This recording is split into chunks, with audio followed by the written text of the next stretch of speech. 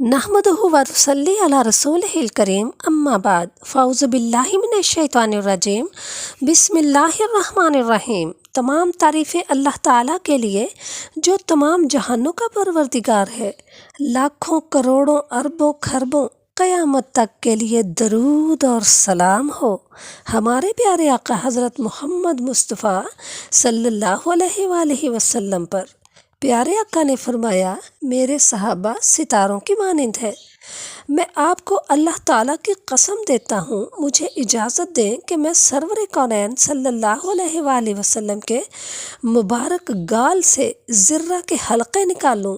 حضرت عبیدہ بن جراح رضی اللہ تعالیٰ عنہ نے حضرت ابوبکر صدیق سے محبت بھرے لہجے میں کہا، حالانکہ اس سعادت سے وہ خود بہرور ہونا چاہتے تھے۔ انہوں نے اجازت دے دی۔ حضرت ابو عبیدہ نے پہلے ذرہ کے ایک حلقہ پر اپنے دانت رکھ کر پوری طاقت و قوت سے اسے باہر کھینچا۔ اس میں آپ کا ایک دانت شہید ہو گیا۔ ذرہ کے دوسرے حلقے کو دانتوں سے زور لگا کر باہر نکالا تو دوسرا دانت بھی اپنے محبوب آقا محمد صلی اللہ علیہ وآلہ وسلم پر قربان ہو گیا۔ ذرہ کے حلقے نکلنے کی دیر تھی کہ خون بہہ نکلا۔ حضرت مالک بن سنان جو اس وقت پاس کھڑے تھے اس خون کو پیتے اور زخم پر منہ رکھ کر چوستے تھے۔ قریب کھڑے عشاق نے پوچھا، مالک بن سنان تم خون پیتے ہو؟ ہاں یا رسول اللہ صلی اللہ علیہ وآلہ وسلم کا خون اقدس شربت کی طرح پیتا ہوں۔ غزوہ احزاب اور بنو قریظہ میں بھی آپ نے مثالی جاں نثاری کا مظاہرہ کیا۔ یہی آرزو تھی کہ کسی طرح محبوب صلی اللہ علیہ وآلہ وسلم راضی ہو جائیں، کیونکہ اللہ کو راضی کرنے کا یہی واحد طریقہ تھا۔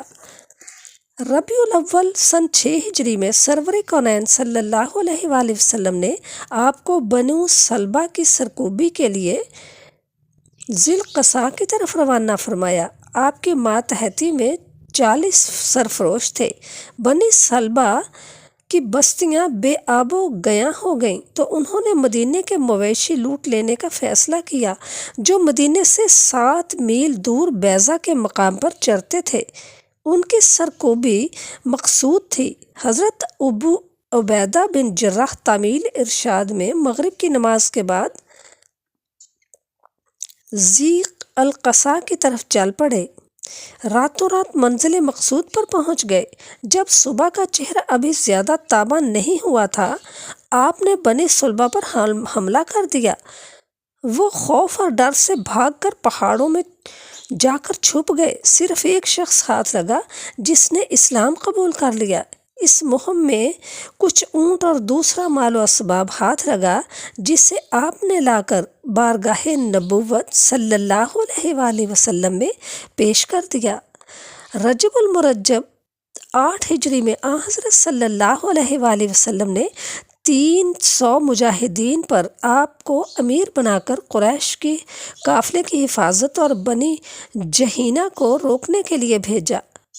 حکم سیف البحر تک جانے کا تھا، کیونکہ جہینہ قبیلہ ساحل سمندر پر آباد تھا۔ مدینہ سے یہ مقام 5 دن کی مسافت پر تھا۔ اس سریہ میں حضرت عمر اور حضرت جابر جیسے صحابہ بھی موجود تھے۔ بوقت روانگی توشہ کھجوروں کی ایک تھیلی عطا کی گئی، جس میں آپ نے تمام مجاہدین کو ایک مٹھی خرما دے دیتے۔ جب راستے میں کھانے کے لیے کوئی چیز نہ رہی تو لشکر ہی اپنی کمانوں سے درختوں کے پتے توڑ کر کھاتے تھے۔ اس لحاظ سے اس کا حبش لشکر برگ نام پڑ گیا۔ جب سمندر کے کنارے یہ مجاہدین اسلام پہنچے تو کھانے کو کچھ نہ تھا۔ سب صبر و شکر و رضا کے پیکر بنے ہوئے تھے۔ اللہ تعالیٰ نے اپنے محبوب صلی اللہ علیہ وآلہ وسلم کے ان جان نثاروں کے لیے سمندر کی لہروں کو حکم دیا۔ انہوں نے ایک بہت بڑی مچھلی کو ساحل پر پھینک دیا۔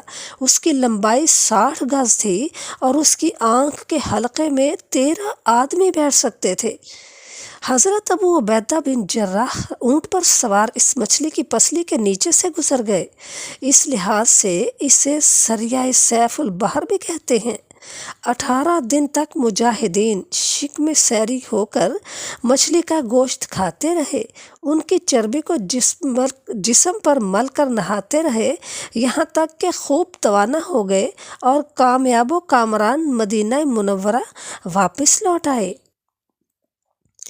جمادی الاخر 8 ہجری میں نبی کریم صلی اللہ علیہ وآلہ وسلم نے 300 مجاہدین حضرت عمر بن عاص کو امیر مقرر فرما کر ذات سلاسل کی طرف بھیجا۔ وہاں جب پہنچے تو پتہ چلا کہ غنیم کی تعداد بہت زیادہ ہے۔ کک کے لیے لکھ بھیجا کہ تو رسول اللہ صلی اللہ علیہ وآلہ وسلم نے حضرت عبیدہ بن جراح کو 200 مجاہدین پر امیر بنا کر بھیجا۔ ان میں حضرت شیخین جیسی عظیم ہستیاں تھیں۔ حضرت ابو عبیدہ کی موجودگی میں حضرت عمر بن عاص کو